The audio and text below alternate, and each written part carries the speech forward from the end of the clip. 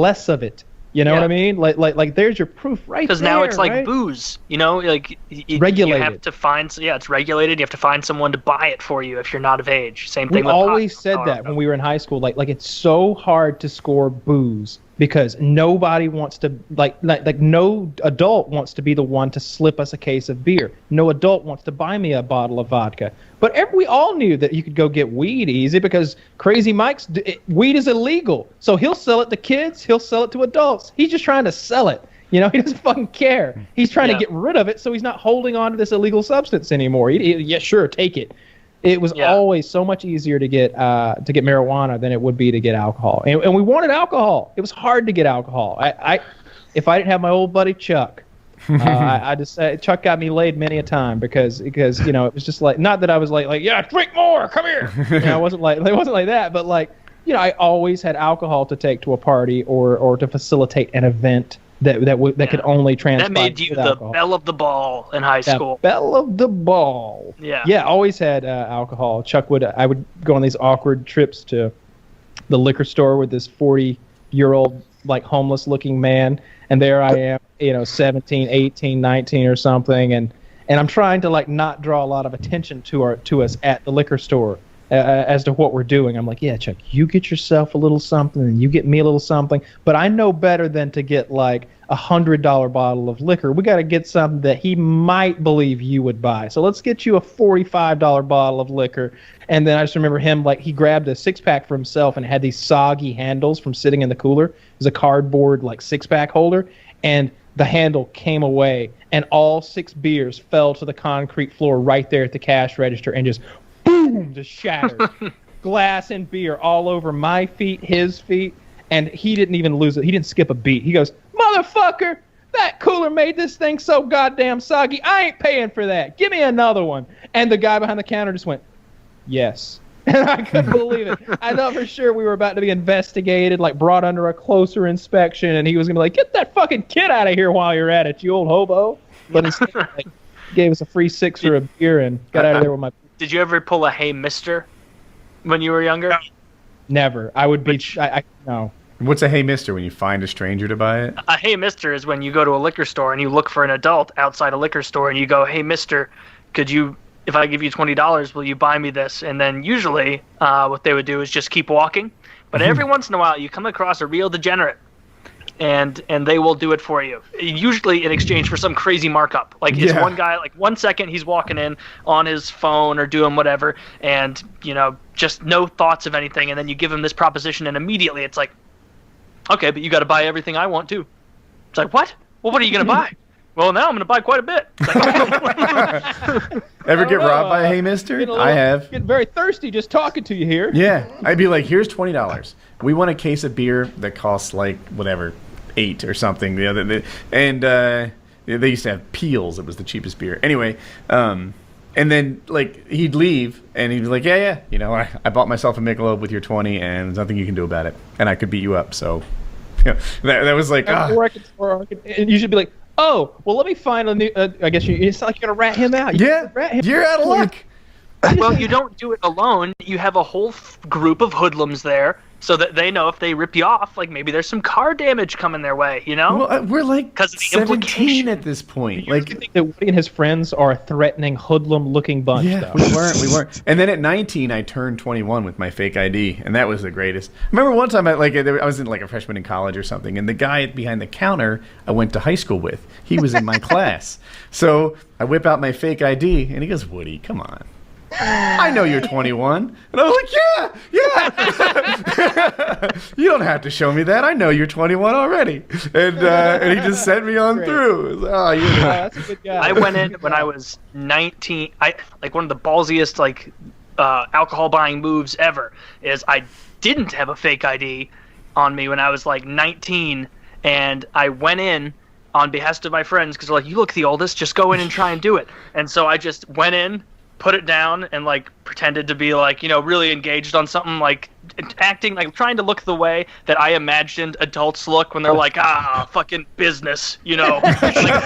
So just did that, and he just sold it to me. And it wasn't until like later that you realize like that dude working there doesn't really give a shit he's just at a gas station working. Like if he thinks you like look 21, he's just like whatever. His thought is, I've got 48 minutes until I get to go home. Not I gotta make sure I keep this place locked down and secure. Only legal purchases when I'm running the show. Like they just really don't care that much. And so actually some of them do. Some of those people really do take it seriously because it's like a little power trip.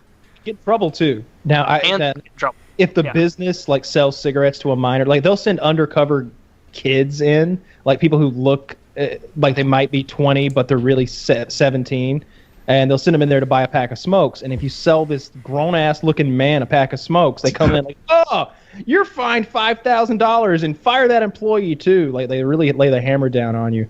I was telling you the other night about how when I was 19, my little go-to was to have my two friends go into the bar, get a table and a pitcher of beer and 3 glasses, and then after they'd been ID'd, not that they probably would be because they were 25 or 24 or something like that, and my 19-year-old ass would just kind of slide right on in and start drinking as quickly as possible, because once I start drinking, they have served a minor. Yeah. and it's like, oh, you really want to see my ID? Because you might be opening a whole box of worms you don't want to get into.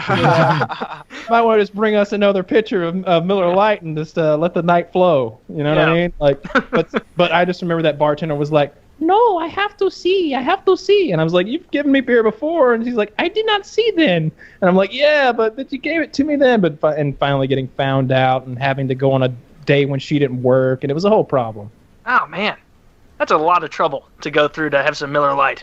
I just wanted to sit there and, eat my chili poblanos and have a nice cold beer after like fucking long ass day of work, and could never. Yeah. It was hard to pull that together. I'd be out in the parking lot on my phone waiting on them to text me like, "Oh, we got the table, we got the pitcher, it's good." And sometimes I wouldn't even go through the restaurant. They'd be on the patio, and I'd just hop the fence, get in the patio, and slide into that chair. And if you're lucky, then the person who brings the beer is different than the waitress.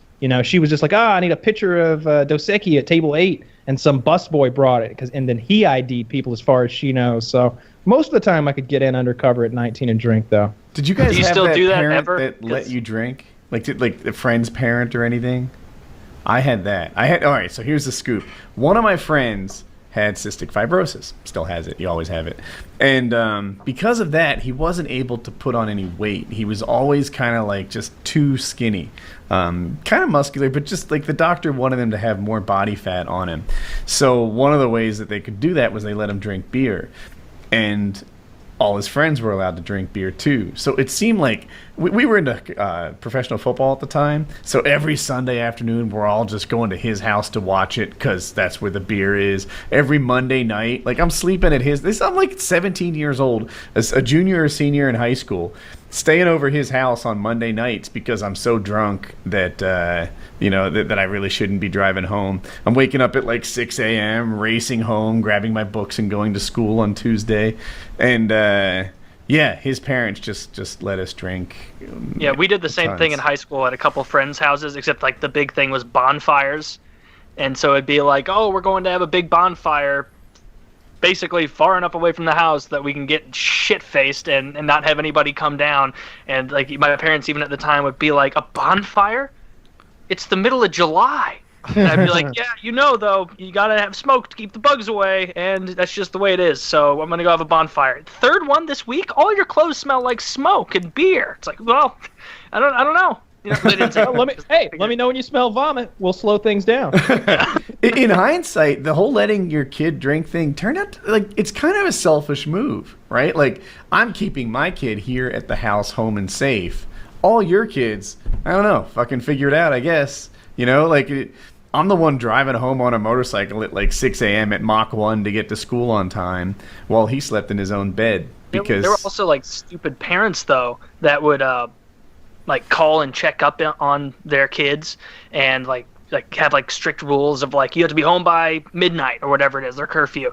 And so they'd call at like 11:30 and hear like their kid was drunk, so their son or daughter would be like, well, we've been drinking and so I don't really want to come home right now. And then some of the parents would be like, you've been drinking, you get your ass home right now. And it's like, that's an interesting that's very move. Counterintuitive. Yeah. But you sure about that? Yeah, are you sure? All right, I'll hurry. You don't want to call me a cab or just let me stay here? for tonight, and you can yell at me tomorrow. But yeah, that was weird. I saw that multiple times from different people, and I always was thinking, even at that age, like 16, 17, like, what the fuck are they thinking? Like, they were kids once. They know that their kid is not sober enough to be driving. But yeah, anyway, yeah, I think it is a good idea for there to be at least one house that you can drink at in high school, just so you kind of have a home base and you're not doing it in the middle of the woods. Yeah, there was no shortage of those, honestly. It seemed like there were like 6 or 8 different houses that you could go to where like that was going to be fair game. I remember going to a party and the dad, who like I know him now as an adult, like he's also a friend of my dad, or at least an acquaintance. He was just I was looking through the cooler at the beers, at the different kinds of beer, trying to pick one. And he's like, oh, we just put them in there. Like, this is the dad. He's like, we just put them in that cooler. No, I don't get them. Come over here to this one here. And he opens up, like, another cooler. It's, like, one of those big, like, fishing coolers. It's, like, $300. He's like, here's how you get them extra cold. You stick it down in there and you twist. And he's like, show me this technique for, like, wetting the bottle and spinning it in the ice to, like, get them extra cold or something like that. So, like, he had no problem with kids drinking at his house. I tried to buy a cooler today. Like, are you guys familiar with these Yeti coolers? That's what I'm into. I've heard of them, yeah. So I'm like, all right, I'm going to get a good cooler. I've had Coleman's shitty coolers for a while. The worst ones with that, like, I don't know, they're shaped like a house, and the top slides over. They don't seal well. And I'm like, I'm going to get myself a quality cooler, and that'll be nice. And I'm, like, flying every weekend now and stuff, so it'll be nice to have a Billy. $250 for a cooler? Yeah. Dude. Yeah, you picked an expensive brand. I mean, that's a fishing cooler. That the guys who use that are putting fish on ice and leaving them out there for 2 days or something like that. But that cooler will keep your beer cold on ice, not just today. It'll be cold tomorrow and on ice.